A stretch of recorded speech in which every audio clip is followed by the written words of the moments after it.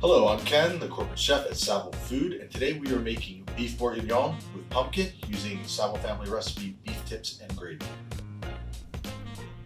Other ingredients you will need are onion, carrot, cooked bacon, garlic puree, caramelized mushrooms, red wine, seared cipollini onions, and roasted pumpkin. First, saute the onions. Add carrots,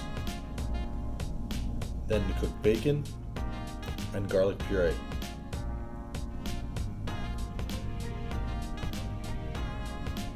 Add mushrooms and deglaze with red wine.